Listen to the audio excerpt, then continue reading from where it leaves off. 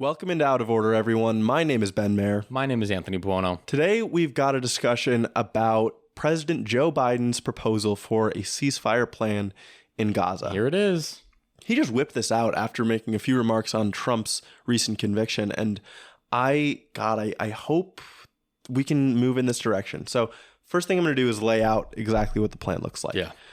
There are 3 phases. Phase 1, over the course of 6 weeks, you're going to have the withdrawal of Israeli forces from all populated areas of Gaza, the release of most of Hamas's hostages, the release of hundreds of Palestinian prisoners in Israel back to Gaza, a surge in humanitarian assistance to Gaza reaching 600 trucks per day, and then during this phase, Israel and Hamas will negotiate to get to an agreement on a permanent end to hostilities. If the negotiations are not complete by the end of phase 1, the ceasefire will continue as long as the negotiations continue. Okay. And Biden said, even when he announced this, I'm going to be straight with you. There is a lot that's going to need to be covered within these 6 weeks. Mm-hmm. That makes me skeptical. Right. But this is where we need to start, some kind of framework, right? Phase 2 then would be a release of all remaining hostages, including Israeli soldiers that are held by Hamas right now. The Israeli forces will withdraw completely from Gaza and hostilities will end permanently. Permanent ceasefire.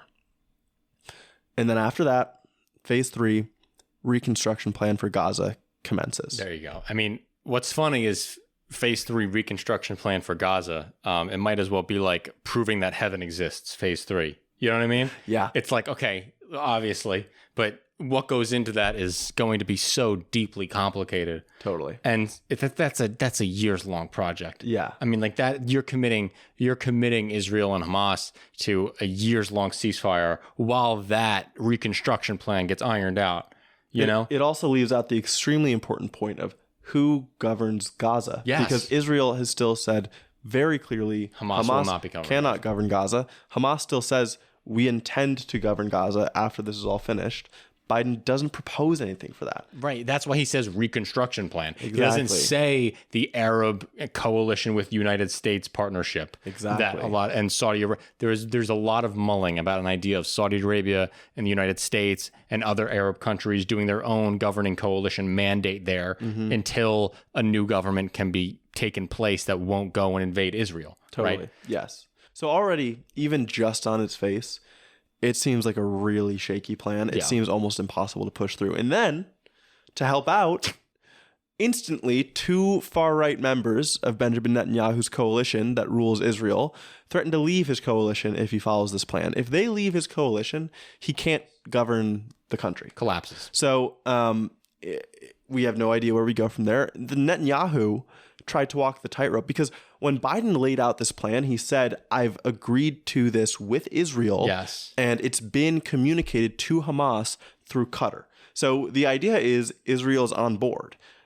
It certainly seems like it was only Netanyahu and Biden who agreed on this. There were aides. Netanyahu didn't go to his coalition first. Netanyahu aides confirmed that Netanyahu agreed to this with Biden. Yes. But Netanyahu never communicated to the coalition partners, who then got caught with their pants down, and now are saying, like, we're the far-right zealots who want to destroy all Arabs in this region and reclaim our Holy Land. Yeah. I don't want to be a part of your government that wants peace. Yeah, we're not ending this war until Hamas is completely destroyed. Yeah. And so Netanyahu tried to walk the tightrope again, as he has been doing for so long. He says the war would not end until Israel achieved all its goals, but he said that the outline of the deal with Biden allowed Israel to follow those principles.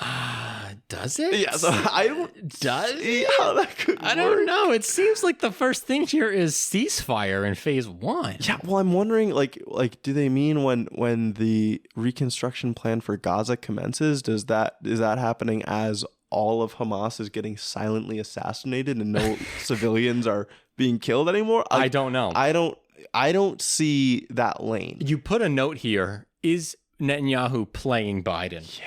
Yes. Netanyahu is playing Biden.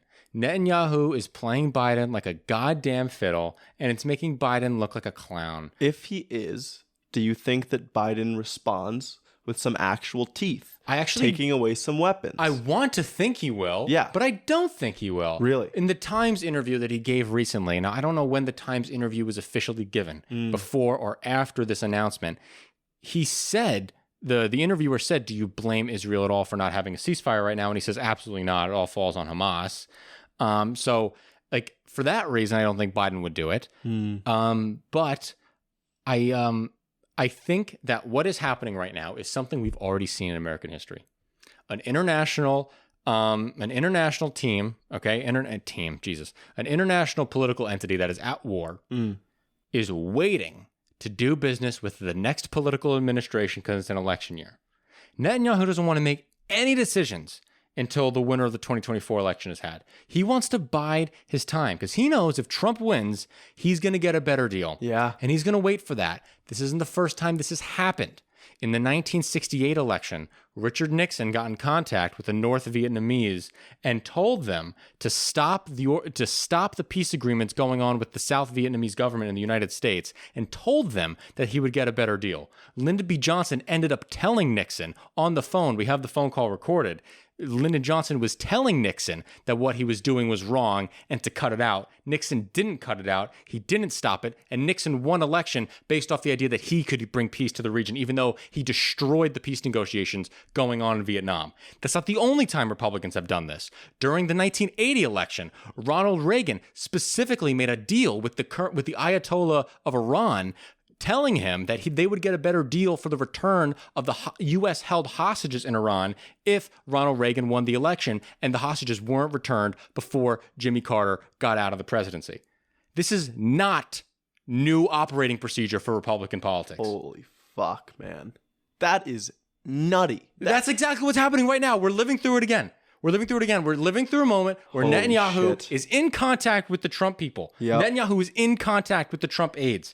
Trump aides are telling Netanyahu, wait until January, we'll get you a better deal. I need to push back That's fine. a little bit. Yes. Because God is a compelling story. Yes. But we don't have evidence. No. And so this. Well, I do know that they're talking to Trump's people. We know that part.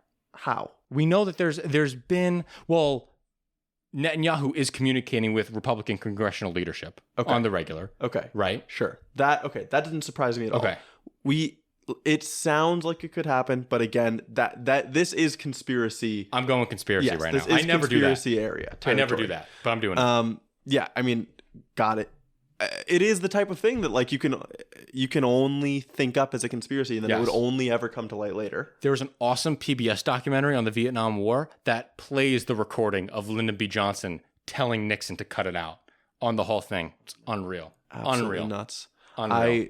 I mean, but even if Trump isn't in contact specifically, anyone in Israel, anyone in that far right coalition could watch and listen to what Trump is doing and come to the conclusion that he will help them get a better deal. Yes. So it doesn't, even if he isn't colluding, it doesn't really matter because from the Israelis' point of view, that's still what they're operating as. Yes.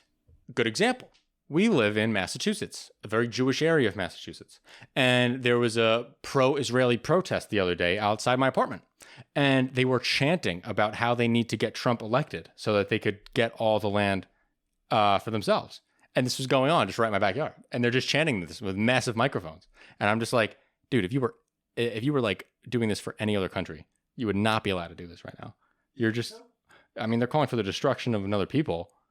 True. You know I mean, what I I'm surprised I'm surprised they're a lot like it's okay that they're doing it for Israel. No, me too. Especially because of where we live. That's what I'm saying. Like, I think it's crazy that it's allowed. Yeah. Like, what I'm saying is you would never be able to do that from a Palestine perspective. And I would say it's wrong for the Palestinians to come out and say they want to conquer all the land. Yes. But the fact that Israel people were coming out and with their flags and doing it's just kind of gross, dude. Yes, it is. The one other thing I'll posit here where, again, this isn't total conspiracy because I saw the headline, but then the article was paywalled. Mm-hmm. But what I saw was Trump was soliciting a Jewish donor for, like a really rich Jewish donor for a lot of money.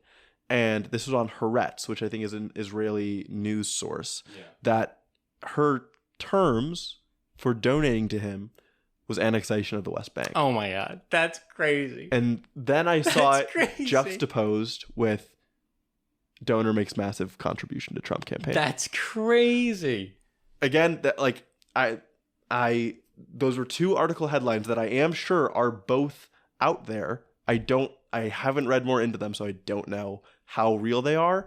But it does strike me as that's crazy. That's crazy. Yeah.